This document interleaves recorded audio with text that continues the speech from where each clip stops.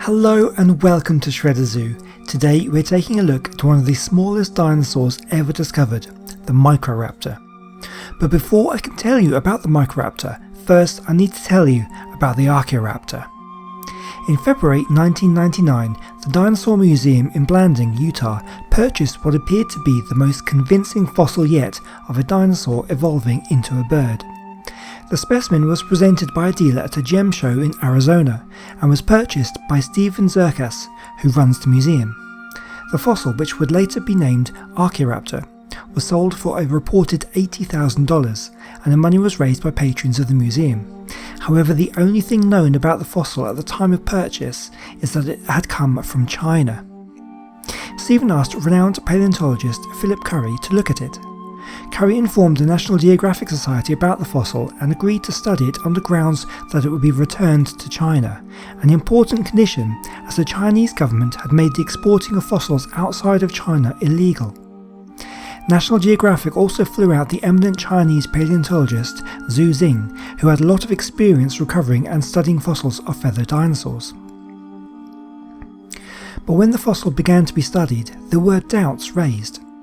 Currie noticed that the feet and that arrangement were mirror images of one another. When Archaeoraptor was subjected to CT scans in late July of that year, further concerns were raised. Dr. Timothy Rowe, who conducted the scans, noticed that the specimen appeared to have been made up of several parts, with the tail portion not connecting to the upper animal in any way. Back in China, Zhu Xing had been looking for further fossil examples resembling Archaeoraptor, and eventually he found another tail specimen that bore a striking similarity to the tail of Archaeoraptor. After very careful analysis of his own recovered specimen, Zhu realised that he did not just have another specimen, but he actually had the counterslab to the tail of the Archaeoraptor specimen. Because of the way that many Chinese fossils are preserved, a rock sample has to be split in two, revealing the remains and creating two sets of impressions. What Zhu now had was the other half of the rear portion of the Archaeoraptor. This was a great find, but it would also confirm the doubts about Archaeoraptor. The position of the tail, with the inclusion of the bone that was missing from the Archaeoraptor specimen, along with the oxide stains on the slab that matched the other half perfectly, left no doubt that this was the other half of the tail. But it also did not match the upper portion of the remains in any way. In December 1999, Zhu sent an email to the National Geographic Society with his findings and their potential consequences for the validity of the Archaeoraptor. In February 2000, National Geographic issued a press release explaining the possibility that Archaeoraptor was not a genuine fossil. This was an embarrassment to many of those involved, and some people and groups who do not agree with the dinosaur-to-bird evolution theory immediately jumped on the scandal to publicise their own theories. So why have I told you about this faked fossil? Well, the fake used two genuine fossil creatures to make up the composite. The upper half was part of a fossil of Yanornis, an early Cretaceous bird, whereas the tail portion used the tail of a Microraptor. The Microraptor lived during the early Cretaceous around 120 million years ago. The skies of the time must have been a bizarre sight. Not only were the winged reptiles, the pterosaurs, flying around, but also essentially modern-looking birds had already evolved by this time too.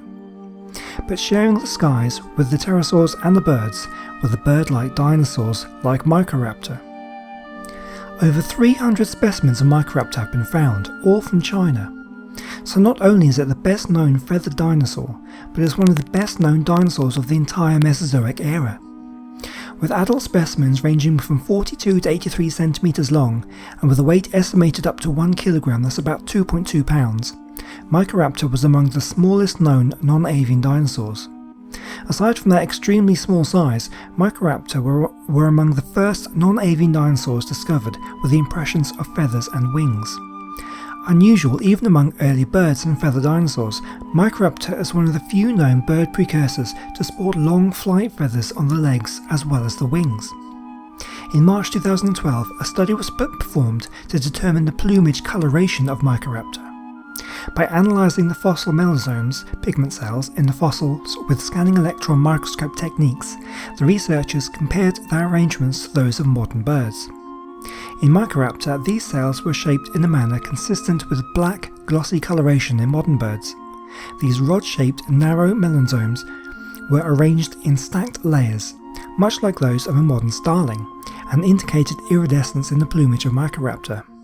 Though the researchers state that the true function of the iridescence is yet unknown, it has been suggested that it was using its glossy coat as a form of communication or sexual display, much as in modern iridescent birds. Microraptor had 4 wings, one on each of its forelimbs and hind limbs. The long feathers on the legs of the Microraptor were true flight feathers, as seen in modern birds, with asymmetrical veins on the arm, leg and tail feathers. As in modern bird wings, Microraptor had both primary, anchored to the hand, and secondary, anchored to the arm, flight feathers. This standard wing pattern was mirrored on the hind legs, with the flight feathers anchored to the upper foot bones as well as the upper and lower leg. Though not apparent in most fossils under natural light due to the obstruction from decayed soft tissue, the feather bases extend close to or in contact with the bones, as in modern birds, providing strong anchor points. It was originally thought that Microraptor was a glider, and probably lived mainly in trees, because the hind wings anchored to the feet of Microraptor would have hindered their ability to run on the ground. However, the idea that Microraptor was an arboreal glider relies on it having to regularly climb or even live in trees, when study of its anatomy have shown that its limb proportions fall in line with modern ground birds rather than climbers, and its skeleton shows none of the expected adaptations in animals specialised for climbing trees. Paleontologist Stephen Zerkas argued Microraptor may have been a powered flyer, and indeed possibly a better flyer than Archaeopteryx. He noted that the Microraptor's fused sternum, asymmetrical feathers and features of the shoulder girdle indicated that it could fly under its own power, rather than merely gliding. Today, most scientists agree that Microraptor had the anatomical features expected of a flying animal. There would have been less advanced form of flight compared to modern birds. Due to the extent of the hind wings onto most of the animal's foot, many scientists have suggested that Microraptor would have been awkward during normal ground movement or running. The front wing feathers would also have hindered Microraptor when on the ground due to the limited range of motion in the wrist and the extreme length of the wing feathers. A 2010 study by Corwin Sullivan and colleagues showed that even with the wing folded as far as possible, the feathers would still have dragged along the ground if the arms were held in a neutral position, or extended forward as in a predatory strike. Only by keeping the wings elevated or the upper arm extended fully backward could Microraptor have avoided damaging the wing feathers. Therefore, it may have been anatomically impossible for the Microraptor to have used its clawed forelimbs in capturing prey or manipulating objects. So what prey did the Microraptor hunt? Well, several specimens discovered have had the remains of the last meal in their stomach, and it seems they ate pretty much anything. Stomach contents include small mammals, lizards, birds, and even fish. If you take a look in your backyard, you may notice that all the birds you see there have 2 rather than 4 wings. This simple observation leads to the conclusion that the Microraptor was an evolutionary dead end.